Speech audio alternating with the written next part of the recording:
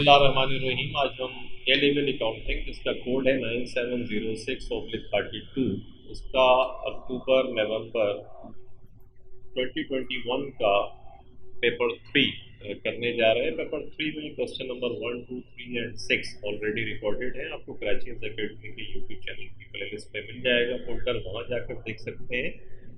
आज हम अपने लेक्चर का स्टार्ट क्वेश्चन नंबर 4 से करेंगे और क्वेश्चन नंबर 4 कंसाइनमेंट अकाउंटिंग से रिलेट्स करता है। इसके प्रीवियसली मैंने काफ़ी सवाल भी कराए हैं, वो भी आप जाकर देख लें।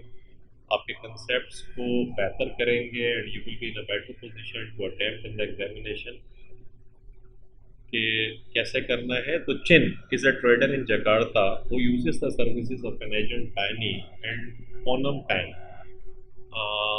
during the year ended 31st December 2020, Chin sent 200 units of his product at a cost of $90 each. So मतलब that 20 यूनिट्स है, 200 यूनिट्स हैं और हर यूनिट की वैल्यू $90 है। तो 90 से अगर मैं मल्टीप्लाई करूँ तो 18,000 जो है वो इसकी कॉस्ट आ गई टू पैनी। पैनी को ये उन्होंने भेजा है और Chin paid the freight charges and Penny paid the import duties. Chin जो है, जो एक्चुअली कंसाइनर है, कंसाइनमेंट अकाउंटिंग के अंदर एक कंसाइनर होता है कि जो माल भेजता है और एक कंसाइनी होता है कि जो माल अपने पास रिसीव करता है। नॉर्मली कंसाइनर जो है अपनी बुक्स के अंदर ये तमाम चीज़ें रिकॉर्ड करता है और देखते हैं क्या होता है। यहाँ ये हुआ है कि चिन ने फ्रेट चार्जेस की पेमेंट करी है और पैनी जो है उसने इम्पोर्ट ड्यूटीज़ पे करी है। एट द ईयर एंड पैनी reported that he had sold 164 units for $120 each. पैनी ने ये रिपोर्ट करा है कि उसने 164 यूनिट्स $120 पर यूनिट के हिसाब से उसने बेच दिए, यानी 164 multiplied by 120, 164 multiplied by 120, what we get 19,600। ये 19,600 जो है आपके पास ये इसकी सेल्स रेवेन्यू है जो जनरेट करा है इसने पैनी ने। Chin's book of account at the year end included the following ledger account. Chin की बुक्स के अंदर जो लेजर है कंसाइनमेंट अकाउंटिंग का, वो क्या बताता है। कंसाइनमेंट अकाउंटिंग मैंने देखे पहले भी पढ़ाया था, फिर आपको रिपीट करता हूँ। कंसाइनमेंट अकाउंट जो है लाइक ट्रेडिंग अकाउंट तरह की एक चीज़ होती है और ये कंसाइनर अपने पास बनाता है। और ट्रेडिंग अकाउंट में सेल्स रेवेन्यू हम क्रेडिट साइड के ऊपर लिखते हैं। अभी जैसे हमने देखा कि 164 मल्टीप्लाइड बाई 120, 19,680। ये $19,680 की सेल्स हो गई। और देखें लेजर के क्रेडिट साइड के ऊपर है। इसी तरीके से डेबिट साइड के ऊपर जितनी भी कॉस्ट हैं और एक्सपेंसेस हैं वो सब डेबिट साइड के ऊपर आते हैं। तो कॉस्ट देखें, हमने ऊपर देखा था कि 18,000 की, यानी उसने क्या करा था कि 200 यूनिट्स उसने भेजे थे और $90 का एक यूनिट था। तो ये 18,000 आप देख रहे होंगे। गुड्स ऑन कंसाइनमेंट लिखी हुई नज़र आ रही है आपको। बैंक फ्रेट पे करा और फ्रेट उसने ऊपर बताया था कि चिन जो है उसने फ्रेट पे करा है और पैनी ने जो है इम्पोर्ट ड्यूटी पे करी है। तो चाहे कंसाइनी जो भी खर्चे करता है, एक्सपेंस करता है इस कंसाइनमेंट के ऊपर, वो सारे कंसाइनर जो है अपनी अपनी बुक के अंदर रिकॉर्ड करता है और डेबिट साइड पर एज एन एक्सपेंस उनकी रिकॉर्डिंग होती है। तो ये देख रहे होंगे आप, बैंक फ्रेट चार्जेस भी नज़र आ रहे होंगे और इम्पोर्ट ड्यूटी जो पैनी ने पे करी वो भी डेबिट साइड पर आपको नज़र आ रही होगी। और उसके बाद में कमीशन इससे लेजर में दे रहा है। कमीशन कितना है, 2952। तो ये 2952 किसके ऊपर पेमेंट हो रही होगी, ये सेल्स रेवेन्यू पे होता है, याद रखिएगा। तो सेल्स रेवेन्यू को आप नीचे कर दें ताकि आपको पता चले कि 2,952 को अगर आपने डिवाइड किया 19,680 से एंड मल्टीप्लाइड बाई 100 तो 15% आपके पास आ गई। जो 15% आपको लिखा हुआ नज़र आ रहा है, ये 15% एक्चुअली कमीशन है। कमीशन का रेट आपने इस तरीके से निकाल लिया और आपने जब डेबिट साइड का टोटल करा तो वो 24,552 आया। और क्रेडिट साइड के ऊपर ये जो इन्वेंट्री है, बैलेंस शीट जो आप देख रहे हैं, ये असल में एंडिंग इन्वेंट्री है।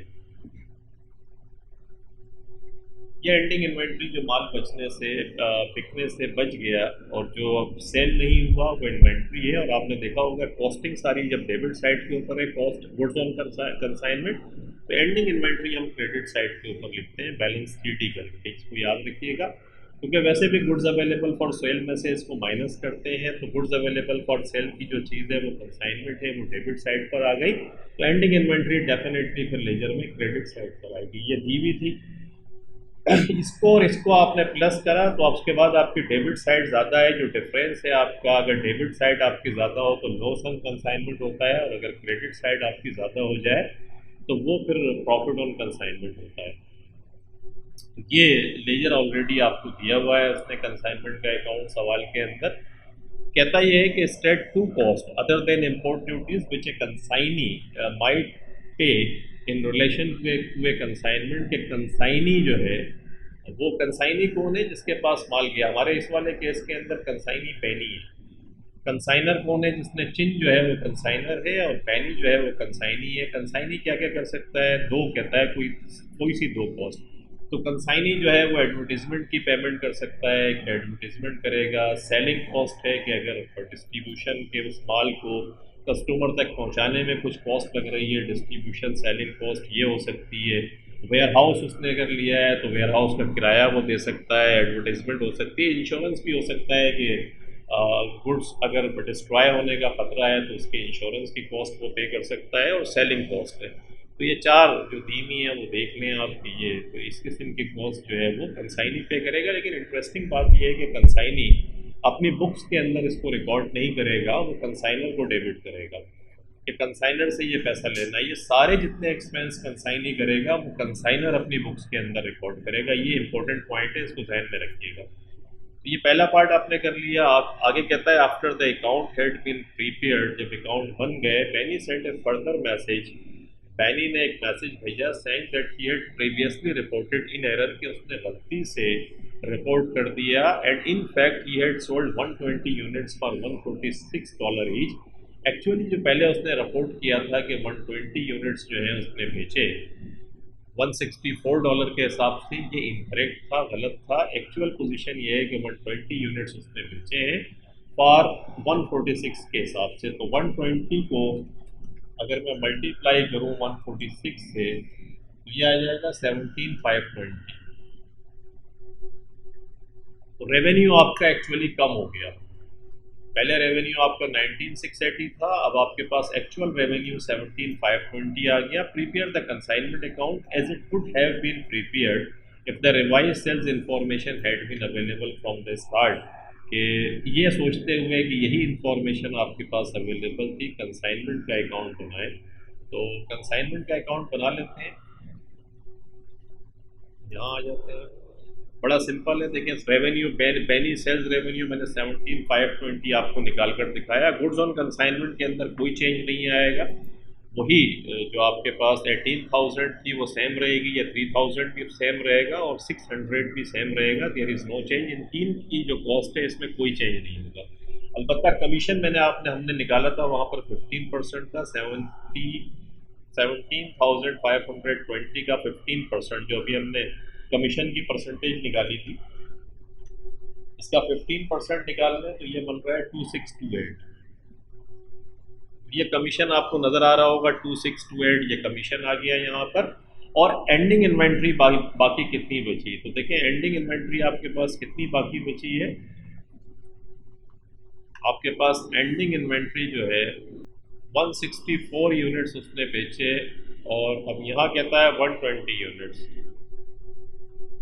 तो देखिए जो आपकी जो कंसाइनमेंट की कॉस्ट है वो कितनी लगी है, 18,000 ये है कंसाइनमेंट, फ्रेड पे हुआ, और पैनी ने इंपोर्ट ड्यूटीज तो 18 और 3 21,600 कंसाइनमेंट की कॉस्ट है। एक्सपेंसेस वो जो डायरेक्ट एक्सपेंसेस कंसाइनमेंट में लगे हैं उसको कंसाइनमेंट की कॉस्ट के अंदर हम यूज़ करते हैं, कि जैसे टोटल कॉस्ट इन्वेंट्री की जो हमें पड़ी $21,600 है, और ये कितने के ऊपर है, 200 यूनिट्स पे। और बाकी कितने यूनिट्स बाकी बचे, तो देखिए 120 यूनिट्स उसने बेच दिए, ये 120 यूनिट्स। अगर 200 आपके पास टोटल जो 200 यूनिट्स जो है चिन्ह में पैनी को भेजे थे, 120 उसने 200 भेजे थे और 120 उसने भेज दिए, तो बचे कितने? 80 यूनिट्स। तो 21,600 ये इन्वेंट्री की कॉस्ट है। टोटल कितने यूनिट्स थे? डिवाइडेड बाय 200, तो 200 के ऊपर जो इन्वेंट्री की कॉस्ट थी वो आपकी 21,600 थी। पर यूनिट आपका निकल गया, पर यूनिट को 80 से मल्टीप्लाई कर दें तो 8,640, ये एंडिंग इन्वेंट्री की आपके पास कॉस्ट आ गई। एंडिंग इन्वेंट्री मैंने बताया था, बैलेंस शीट कर कर लिखिएगा। और यहाँ पर जो मसला है वो क्या हो रहा है कि देखें, क्रेडिट साइड का टोटल 26,160 आया, और ये कमीशन तक अगर आप टोटल करेंगे तो ये जो फिगर्स हैं आपकी वो कम आती है। इसका आसान तरीका होता है, रफ साइड के ऊपर आप डेबिट और क्रेडिट का टोटल कर लें। तो क्रेडिट का टोटल 26,160, 193, तो 24,000 यहाँ तक अगर आप प्लस करेंगे तो ये आ जाएगा 24,228। और उसके बाद देखिए ये क्रेडिट साइड पर जो है 26,160 है, 26,000 ये वाली 160, तो इसमें से इसको माइनस कर दें, 24,000 तो 1932 होता है। ये 1932 जो है वो क्या है, अगर आपकी क्रेडिट साइड ज़्यादा हो, जो मैंने आपको बताया था, तो वो प्रॉफिट कहलाता है। तो इसीलिए देखिए ये प्रॉफिट ऑन कंसाइनमेंट लिखा हुआ आपको नज़र आ रहा होगा, क्योंकि क्रेडिट साइड आपकी ज़्यादा है। तो हमने रिवाइज कैलकुलेशन करके जब निकाला तो फिर हमें पता चला कि भाई ये तो प्रॉफिट हो गया है। पहले जो था उसके अंदर लॉस था आपका, क्योंकि डेबिट साइड ज़्यादा थी, और यहाँ पर क्रेडिट साइड ज़्यादा हो गई है। तो ये प्रॉफिट ऑन कंसाइनमेंट, इसको आप जहन में रखिएगा। तो यह रिवाइज स्टेटमेंट आपने बना लिया। आगे कहता है कि at the end of the year and after correcting the sales figure correct करने के बाद बेनी और चिन 1292, बेनी जो है उसे पे करना है चिन को $1,292 पे करेगा, क्योंकि बेनी के पास वो पैसा है जो उसने माल बेचा है। और वो कहता है कि जी ईयर एंड के ऊपर बेनी जो था उसे चिन को $1,292 पे करने थे। Calculate the amount Benny remitted to Chin during the year, कि बेनी ने कितनी रकम जो है वो चिन को भेजी, वो कैलकुलेट करें। दैट्स वेरी सिंपल, बहुत आसान है, चीज़ें आपके पास मौजूद है, आप कैलकुलेट करें। सेल्स आपको पता है $17,522 की सेल्स उसने करी थी। कमीशन हमने पे करना है तो डेफिनेटली कमीशन हम माइनस कर देंगे, क्योंकि हमें बेनी से रिसीव करने हैं $17,520, और बेनी को कमीशन अभी ऊपर हम कैलकुलेट करके आ रहे हैं। 2628 हमने कैलकुलेट किया था, तो देखिए 2628, ये 2628 जो है ये बेनी को पे करना है। और बेनी ने इम्पोर्ट ड्यूटीज पे करी थी हमारे बिहाफ के ऊपर, जो मैं आपको समझा रहा था, वो फिर हम बेनी को पे करेंगे। वो $600 की सवाल में उसने दिया था हमें कि बेनी ने इम्पोर्ट ड्यूटीज पे करी है, ये भी आप बेनी को पे करेंगे। तो टोटल 17,520 में से 2628 और 600 को माइनस किया तो 14,292 आपके पास आता है। और बेनी को जो पे करनी है रकम चिन को $1,292 पे करनी है। तो पे एक्चुअली उसे 14,292 करना था, लेकिन उसने बताया सवाल में है कि ईयर एंड पे 1,292 सिर्फ बाकी है जो पे करना है। तो डेफिनेटली रिमेनिंग अमाउंट जो था वो बेनी ने चिन को रेमिटेड किया, यानी बेनी ने चिन को ये पैसा भेज दिया। तो दैट्स द सिंपल पॉइंट जो हमने कैलकुलेट किया।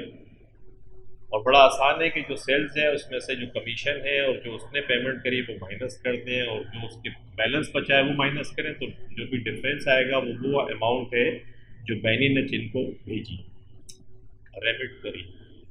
डी में कहता है explain why the loss on consignment turned into a profit when sales had fallen. Sales अगर गिर गई तो उसके बावजूद लॉस जो है प्रॉफिट में कैसे कन्वर्ट हो गया।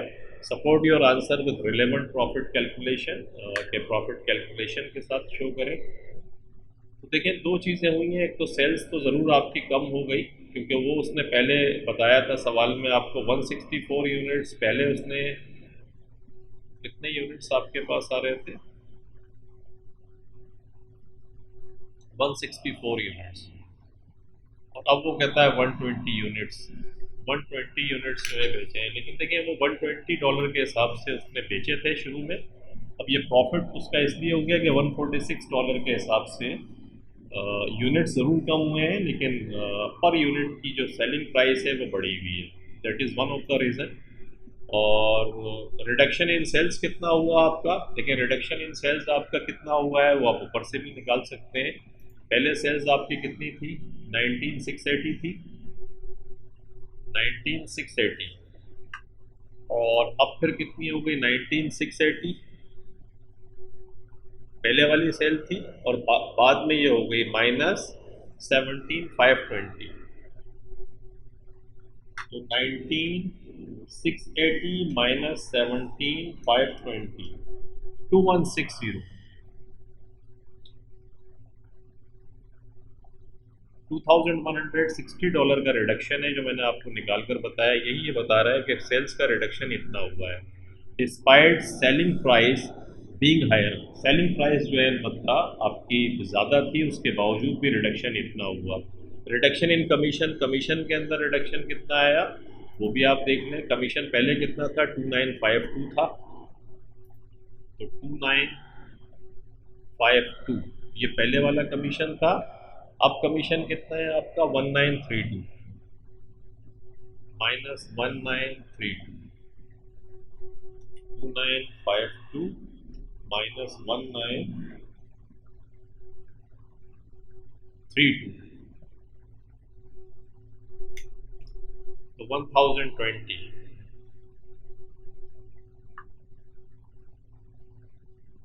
इसके पहले कमीशन था 295,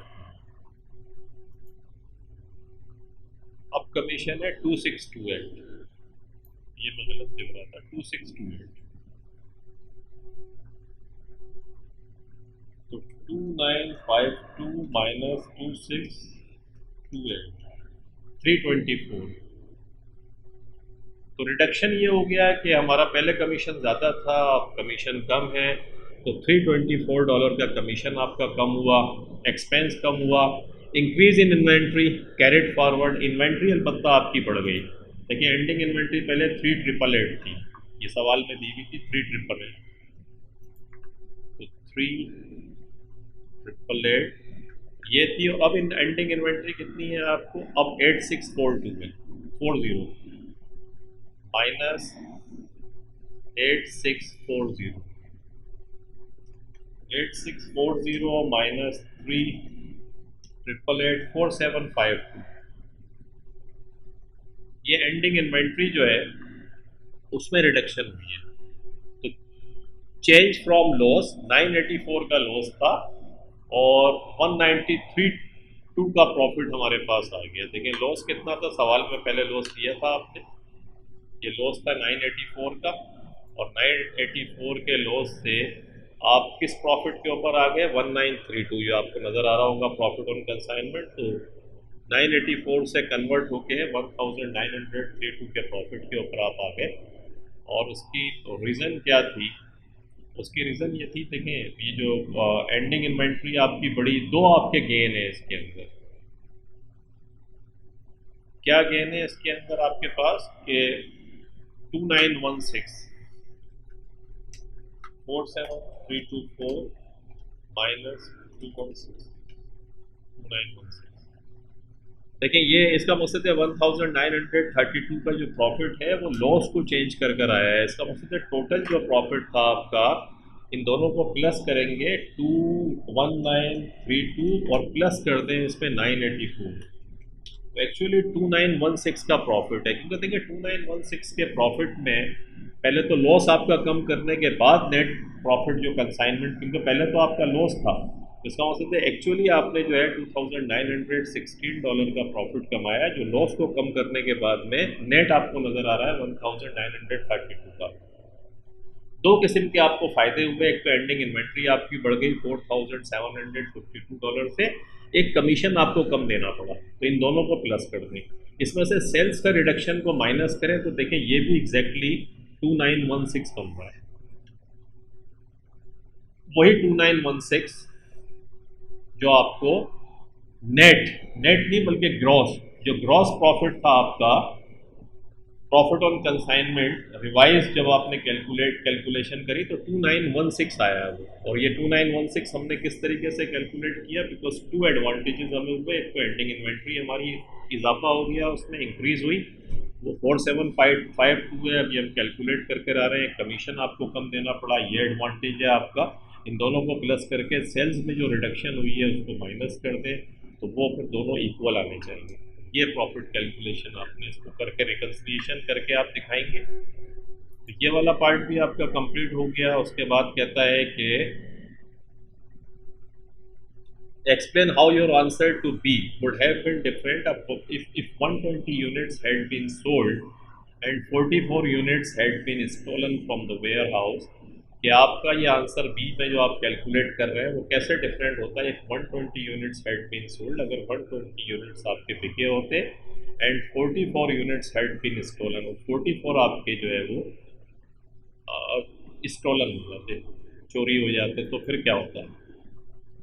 तो देखिए फिर बचता क्या आपके पास, जो स्टोलन हो जाते हैं वो कितने, लॉस ऑन इन्वेंट्री कितना होता है। ये तो देखिए 21,600 की टोटल कॉस्ट थी, 200 से डिवाइड करके जो 44 स्टोलन हो गए आपके, उससे मल्टीप्लाई कर दें तो ये स्टोलन की वैल्यू आपके पास आ जाएगी $4,752 की कॉस्ट है जो यूनिट्स आपके स्टोलन हुए। बड़ा सिंपल है, 21,600 डिवाइडेड बाय 200 करके कंसाइनमेंट की टोटल कॉस्ट जो है 21,600 है, उसको 200 से यूनिट डिवाइड करके पर यूनिट की कॉस्ट निकालने, जिसे हम पहले निकाल कर आ रहे हैं, और मल्टीप्लाई करते हैं 44 जो स्टोलन हुए हैं आपके, तो आपके पास 4,752 जो लॉस था इन्वेंट्री का वो आ गया। The original inventory value of 36 units 3,888 थी आपकी, would have been used, and the loss on consignment with revised sales figure would be $2,820।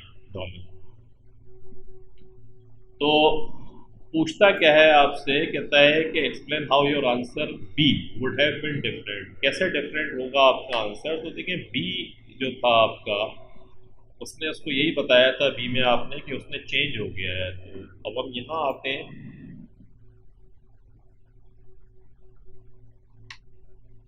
यहाँ जब इस सवाल के अंदर हम अगर आए तो इस सवाल के अंदर क्या होगा कि 17,520 तो वही रहेंगे, लेकिन आपकी एंडिंग इन्वेंट्री जो है वो चेंज हो जाएगी। एंडिंग इन्वेंट्री जब आपकी चेंज होगी तो फिर क्या होगा, देखिए अब एंडिंग इन्वेंट्री बची कितनी है आपके पास, 120 यूनिट्स जो है ये तो बिक गए और 44 स्टोलन हो गए, तो ये कितने आ गए, 120 प्लस 44, तो 120 प्लस 44 164 हो गए, माइनस 200 टोटल थे, तो कितने बचे 36 यूनिट्स। अब ये 36 यूनिट्स जो इन्वेंट्री है इसकी कॉस्ट कैसे निकालेंगे, 21,600 वही जो कंसाइनमेंट की आपकी कॉस्ट थी उसको रखें divided by 200 and then multiplied by 36 units. तो 21,600 divided by 200 multiplied by 36, what you get, 3,888। वही $3,888 एंडिंग इन्वेंट्री आपके पास आ गई। इस फिगर की जगह 8640 की जगह अगर मैं लिखूँ आके 3,888, अब ये कितना बन गया, 17,520 प्लस 3,888, 21,408। ये 21,408 क्रेडिट आपके पास आ गया। अब ये कमीशन वमीशन तो सब सेम रहेगा, अलबत्ता ये प्रॉफिट ऑन कंसाइनमेंट अगर आप हटा दें तो ये सब मिलके बनता है, हमने पहले भी कैलकुलेट किया था, यहाँ तक का जो टोटल था प्रॉफिट ऑन कंसाइनमेंट को हटा देते हैं थोड़ी देर के लिए, लेकिन बाकी कोई चेंज नहीं हो रहा है कमीशन तक। तो 24,228 बनाइए, 24,228 ये डेबिट साइड है, और क्रेडिट साइड देखिए आप, डेबिट साइड आपकी ज़्यादा है, 24,228 माइनस 21,408, तो 2820 जो है वो बनता है आपका। यहाँ देखें क्या कहता है ये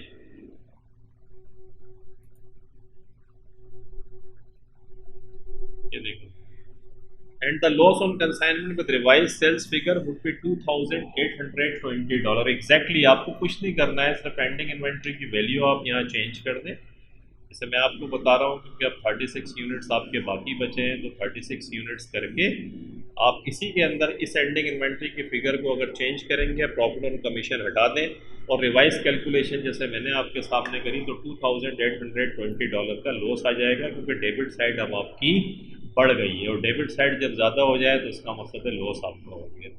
तो दैट इज़ वेरी सिंपल, अगर लॉजिक आपकी समझ में आती है तो। और आगे कहता है explain how the task of an auditor is affected in the inventory being held by a consignee. अगर कंसाइनी का मकसद है जिसको हमने माल भेजा, अगर उसके पास इन्वेंट्री हो तो ऑडिटर का काम कितना मुश्किल होगा, डेफिनेटली मुश्किल होगा, क्योंकि कंसाइनी उस लोकेशन पे जाके उसको फिजिकली वेरीफाई करना इन्वेंट्री को ज़रा मुश्किल होता है।